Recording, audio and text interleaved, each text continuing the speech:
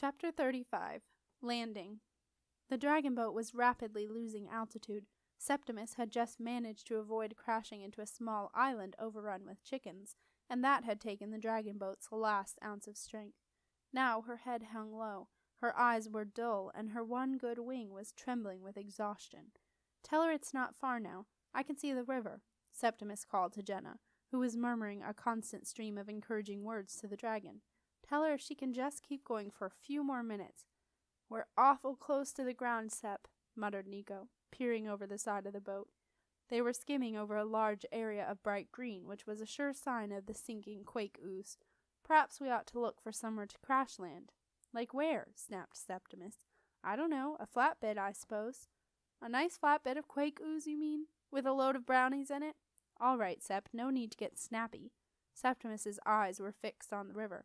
I just want to get her back safe." "Whoa!" The boat gave a terrifying lurch. Come on," Septimus muttered under his breath. "You can do it. Yes, you can." Nico willed the dragon on. He felt helpless, and feeling helpless on a boat was the worst thing in the world for Nico. Suddenly the deck tilted down ominously. "We're not going to make it, Nick," Septimus said flatly. "Yeah, maybe not. Can you crash land her?" "Can't say I've tried recently. This is scary." "I know." The dragon boat dropped again, and Septimus felt as though he had left his stomach behind. "Going down, Sep," Nico said grimly. "Yep, down we—" "Hey, hang on." "What's that?" "Ugh, that's all we need." A small white cloud had appeared over the marsh and was racing toward them. "Simon doesn't give up, does he?" said Nico. "And I don't suppose he's come to give us a hand. Oh, pigs, he's fast!"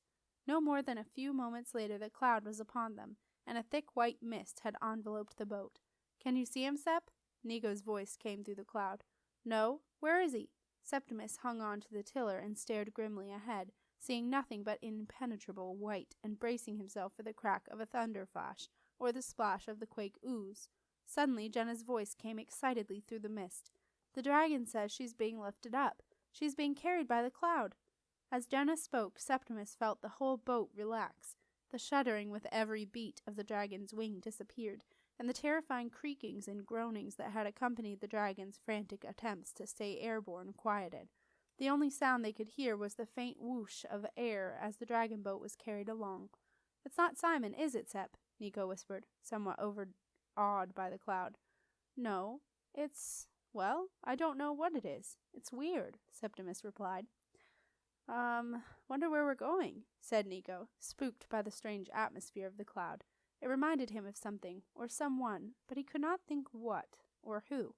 Septimus was a little apprehensive, too. His feeling of relief had been replaced by a sense of unease. He did not like the control of the dragon boat being taken out of his hands. He moved the tiller from side to side. It swung loosely, useless, as it had no effect on the boat now. Again Jenna's voice drifted through the mist. "Stop messing about," she yelled. "What?" Septimus yelled back. "The dragon says stop messing about with the tiller. We're going to land," came Jenna's answering shout. "Where?" Septimus and Nico both shouted. "On the river, silly. Where else?" yelled Jenna. Septimus felt the boat dip and tip forward. He held the tiller tightly, unsure of what else to do, and suddenly he could smell the river. They were coming in to land, and he could see nothing. Suppose they hit a boat, or came in too steeply and sank. If only the cloud would go away and let him see where they were going. As if reading his mind, the mist rolled up into a small white cloud and shot off, back across the marshes where it had come from. Septimus paid no attention to where the cloud had gone. His gaze was fixed on the dark green water of the river, which was rapidly coming up to meet them. They were going too fast, far too fast. "Slow down!" he yelled at the dragon. At the last moment, just before they hit the water, the dragon stretched out her wings as best she could, reared her head up, and dropped her tail. She hit the water with a crash, bounced up and down, and aquaplaned at full speed past a group of elderly fishermen who were known for their tall fishing tails. That night at the Old Trout Tavern they were not completely surprised when no one believed their latest story. By the end of the evening even they did not believe it. The dragon boat finally slowed about half a mile up the river, just before a bend. She settled into the water, raised her good wing, and spread it to catch the wind. But her broken wing trailed uselessly alongside, and began to turn her in a circle, until Nico stuck out an oar over the other side for balance. Septimus sat down wearily by the tiller, and Jenna came to join him. "That was great, Sep." "Thanks, Jen." "That cloud," said Jenna. "Did it stop us from crashing?" Septimus nodded. "It was weird," said Nico. "It smelled funny. Reminded me of something." "Aunt Zelda's cottage," said Jenna happily. "What? Where?" "No, the cloud. It smelled of boiled cabbage." At Keeper's cottage, Wolfboy had woken from a deep sleep, and for the first time since he had held Sleuth, his hands did not hurt. He struggled to sit up, trying to remember where he was. Slowly it all came back to him.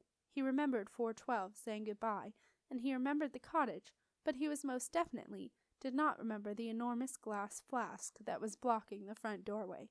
Wolfboy had never seen anything like it. Beside the flask was a huge cork stopper, and beside the cork stopper stood Aunt Zelda, anxiously peering around the flask out at the deepening evening sky.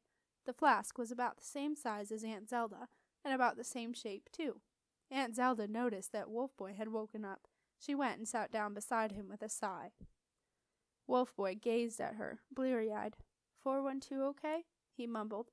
"We can hope," said Aunt Zelda, keeping an eye on the flask. "Ah, here it comes." As she spoke, a few tendrils of white mist wafted through the open door and into the flask. Soon the tendrils had become a long stream, pouring through the door and tumbling into the flask. Aunt Zelda jumped up and ran over to the massive flask, watching the mist stream into it and whirl around at high speed. For some minutes the mist flowed in, filling the flask to the top. When the last tendril of mist had returned to the flask, Aunt Zelda drew a small bottle from one of her many patchwork pockets.